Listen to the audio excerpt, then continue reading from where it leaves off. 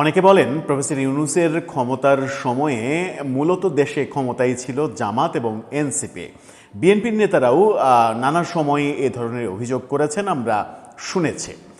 যদি সেটাই হয় তাহলে সেই সময় ক্ষমতায় থেকে তারা দুর্দান্ত প্রতাপের মধ্যে দিন অতিবাহিত করেছে, যা ইচ্ছা তাই করেছে, নিয়োগ বদলি, বিভিন্ন ধরনের বাণিজ্য তারা করেছে, বিশ্ববিদ্যালয় দখল, ব্যাংক দখল, দখল মানে হচ্ছে সেখানে নিজেদের লোক বসানো, এই কাজগুলো তারা করেছে এবং সেটা নিয়ে নানা ধরনের বাণিজ্য তারা করেছে। এরকম অভিযোগ অনেকেই এখন পর্যন্ত করে যাচ্ছেন, তাদের করতে শুনছি।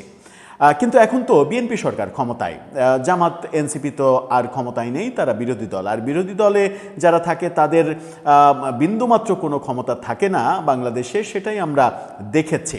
যদিও আওয়ামী লীগের সময় বিরোধী দল জাতীয় পার্টির অবস্থা একটু ভিন্ন ছিল, তারা মূলত সরকারি বিরোধী দল ছিল, সেটা ভিন্ন কথা। কিন্তু প্রকৃত বিরোধী দলের আদতে কোনো ক্ষমতা থাকে না।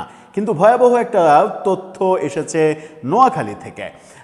দেখলাম যে যখন বিএনপি ক্ষমতায় তখন জামাত নেতার বাড়িতে সরকারি চাল পেল পুলিশ। জামাত নেতার বাড়িতে সরকারি চালের বস্তা কিভাবে গেল, তাও একটা দুইটা না, প্রায় 100 মতো বস্তা।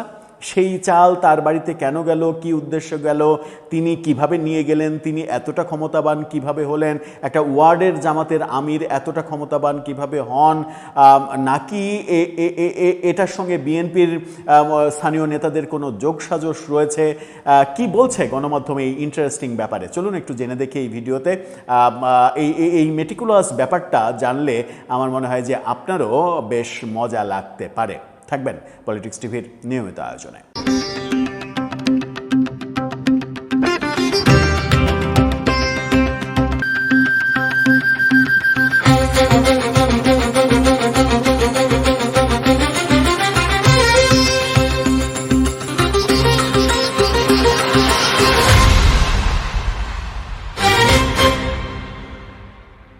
দর্শক, বলছিলাম জামাত নেতার ক্যারিশমার কথা। ক্ষমতায় না থেকেও দুর্দান্ত প্রতাপ দেখাচ্ছেন তিনি, এরকমই খবর এসেছে এবং সেটা যেন তেন কোনো গণমাধ্যমে আসেনি। বাংলাদেশের অন্যতম প্রধান অনলাইন গণমাধ্যম যেটা বাংলা ট্রিবিউন, খুবই বিশ্বাসযোগ্য গণমাধ্যম, তারা এই খবর করেছে।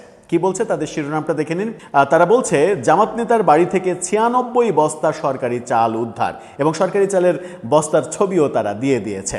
খুবই ইন্টারেস্টিং। নোয়াখালীর সুবর্ণচর উপজেলার এক জামাত নেতার বাড়ি থেকে 96 বস্তা সরকারি চাল উদ্ধার করেছে প্রশাসন।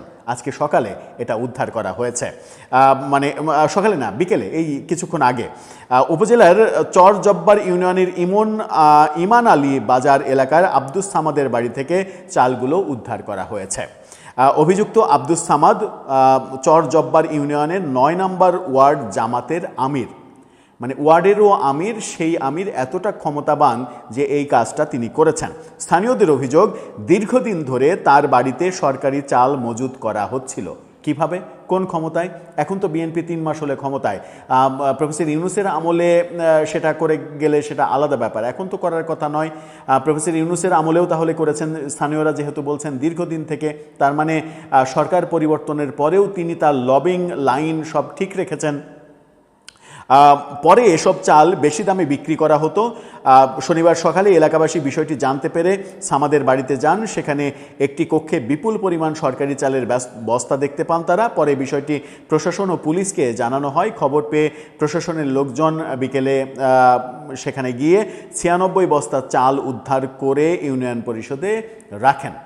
96 বস্তা চাল, একটা চালের বস্তা যদি 50 কেজি হয় তাহলে আপনি চিন্তা করেন যে মিনিমাম 50 কেজি যদি হয় তাহলে সেটা 100 মনের বেশি এই চাল। অভিযুক্ত আব্দুস সামাদ বলেন, আমার ছোট ভাই ডাক্তার আজগর একজন ডিলার, তিনি ডিলার। নুরানি মাদ্রাসায় সরকারি বরাদ্দের চাল তিনি কিনে এনেছেন। আচ্ছা, নুরানি মাদ্রাসার সরকারি বরাদ্দের চাল তিনি কিনে এনেছেন, পরে সেগুলো বাড়িতে রাখা হয়েছিল। সরকারি বরাদ্দের চাল যে কেউ কিনতে পারে, আমরা তো চুরি করে আনিনি। কেনা চাল বাড়িতে রাখা অপরাধ কেন সেটি আমার জানা নেই। সুবর্ণচর উপজেলা নির্বাহী কর্মকর্তা আকিব ওসমান তিনি বলছেন, স্থানীয়দের অভিযোগের ভিত্তিতে চালগুলো উদ্ধার করা হয়েছে। বর্তমানে সেগুলো ইউনিয়ন পরিষদে জব্দ করে রাখা হয়েছে। চাল কেনার বিষয়ে বৈধ কাগজপত্র আছে কিনা তা যাচাই করা হচ্ছে। প্রয়োজন হলে আইনি ব্যবস্থা নেওয়া হবে। কেন প্রয়োজন হলে, কেন দেরি করা হবে, কেন এই ধরনের পাশ কাটানো মন্তব্য ইউনো করবেন জামাত নেতা বলে? একটু জামাত নেতার ব্যাপারে ভয় হয়, নাকি একটু বেশি দরদ দেখানো লাগে পারিপার্শ্বিক অবস্থার কারণে? আমরা চাই প্রকৃত সত্যটা জানি আমরা, যেন অযথা কাউকে দোষ যেমন দেওয়া না হোক, তেমনি দোষ থাকলে যেন কোনোভাবেই কোনো পরিচয়ে কেউ রক্ষা না পায়, তাকে যেন যথাযথ শাস্তি দেয়া হয়, সেই ব্যাপারটা যেন সত্যিই ঘটে। এখন ব্যাপার হচ্ছে যে জামাত ইসলাম তো ইসলাম নিয়ে রাজনীতি করেন, নৈতিকতা নীতি এগুলো নিয়ে খুব বেশি কথা বলেন। নীতি নৈতিকতার আলোচনা, বয়ান, ফতোয়া এগুলো দিয়েই তো মানুষকে আকৃষ্ট করার চেষ্টা করেন। যদিও তাদের নীতি নৈতিকতা 1971-এর মুক্তিযুদ্ধে কী ছিল সেটা নিয়ে তো বিতর্ক আছে, এবং এই সরকার আসার পরেও সংসদে মুক্তিযুদ্ধের যে সংজ্ঞা, সেই সংজ্ঞা নির্ধারণে আনুষ্ঠানিকভাবে যেটা হয়েছে সেটা হচ্ছে যে জামাতকে পাকিস্তানের দোসর এবং এই যুদ্ধে মুক্তিযোদ্ধাদের বিরোধী শক্তি, মুক্তিযোদ্ধারা যাদের বিপক্ষে যুদ্ধ করেছিল হিসাবেই মুক্তিযোদ্ধা হয়েছে, তাদের পক্ষ হচ্ছে জামাত ইসলাম। সেটা একেবারে আনুষ্ঠানিকভাবে সংসদে পাশ হয়েছে। দর্শক, আপনার কাছে কি মনে হয়? ভেলকিবাজিটা কেমন লাগছে? আপনার মতামত জানিয়ে লিখতে পারেন আমাদের কমেন্ট বক্সে।